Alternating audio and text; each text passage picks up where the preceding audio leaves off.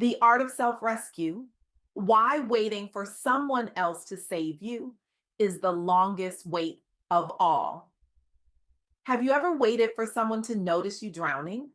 Not literally, of course.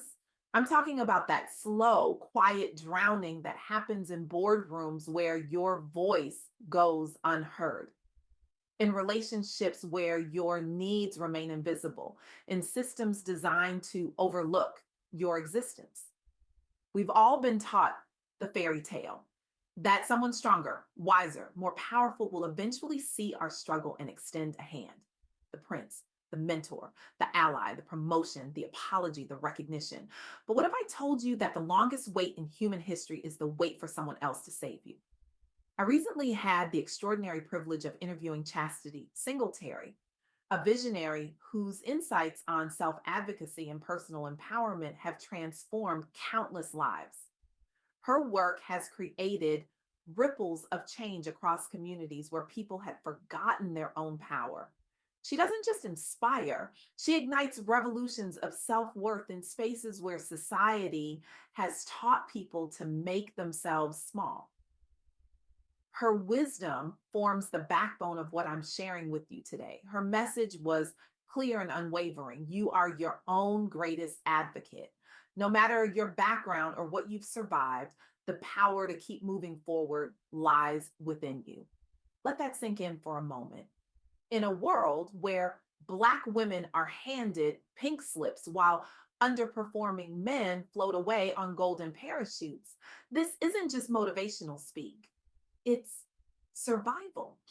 It's revolution. It's necessary. Consider Bozoma St. John, one of the most influential Black women in corporate America. Her journey from Ghana to the executive suites of Uber, Apple Music, and Netflix wasn't paved with red carpets and open doors. While navigating these high pressure roles in industries where Black women remain severely underrepresented, St. John faced profound personal tragedy, the death of her husband. Can you imagine that collision? The weight of grief crashing into the pressure of performing in spaces that weren't designed for you. Most of us would crumble.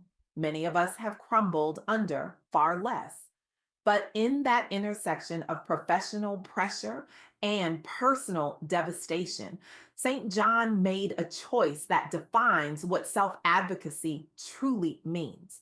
She didn't compartmentalize her grief or hide her vulnerability. Instead, she openly shared her journey, negotiating her needs both personally and professionally with fierce determination.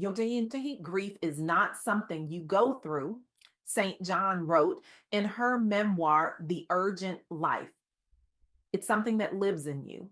By refusing to fragment herself to fit corporate expectations, she demonstrated that vulnerability isn't weakness, it's authenticity. And authenticity is power. Think about that for a moment. How often do we dilute ourselves to fit into spaces that weren't designed with us in mind? How often do we leave crucial parts of ourselves at the door because we've been told they're unprofessional or too much? This brings me to the second critical insight from my conversation with Chastity Singletary. Don't lose yourself in chaos. In times of confusion, trauma, or adversity, hold on tightly to your sense of self.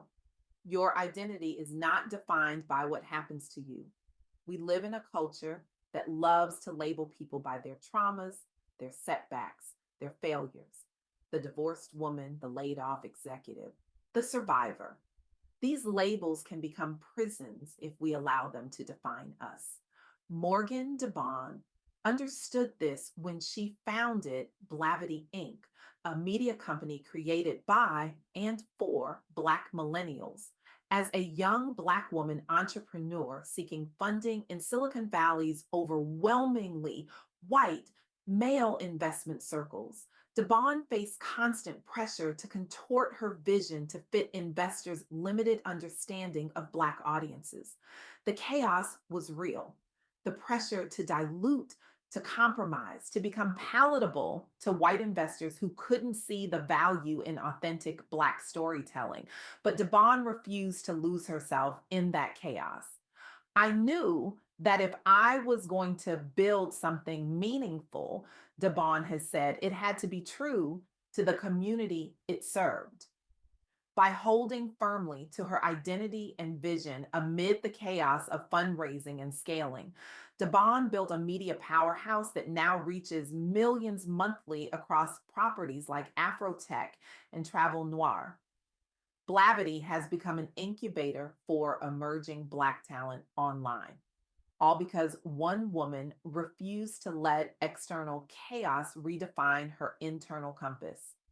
I find myself wondering, what might our lives look like if we approached every challenge with that same unwavering commitment to our authentic selves?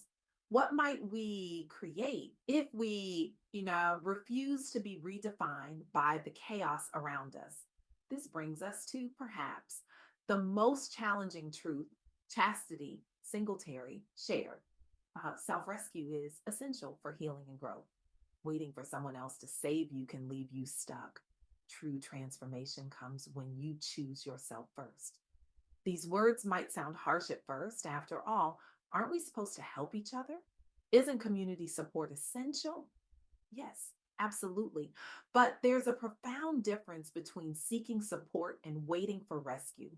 One empowers, the other paralyzes. No one understands this better than Tarana Burke, the founder of the Me Too movement long before it became a viral hashtag.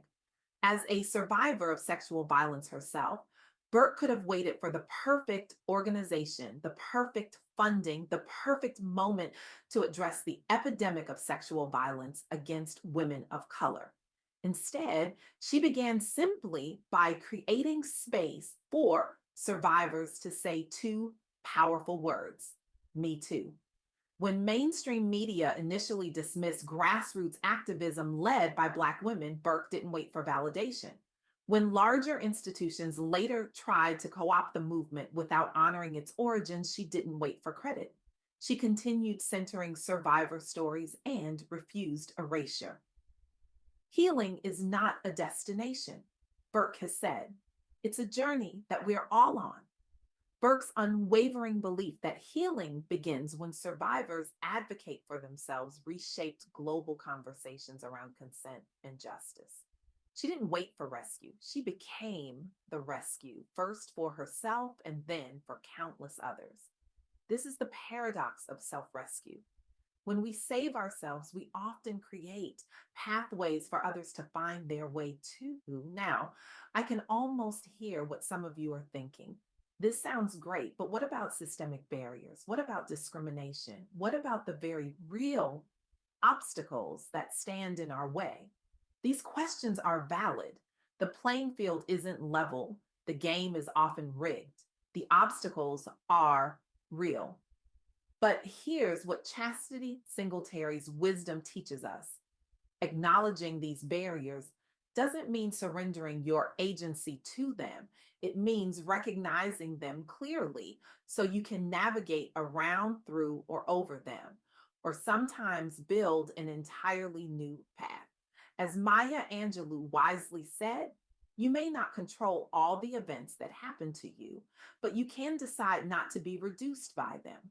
This isn't about toxic positivity or denying reality.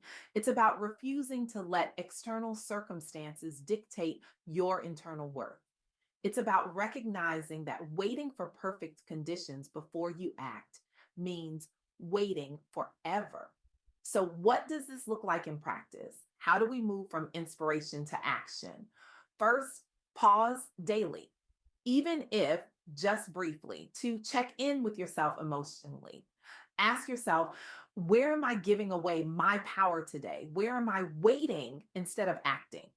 Second, identify one area where you're waiting passively or hoping someone else will fix things, and take one small action toward advocating for yourself there today.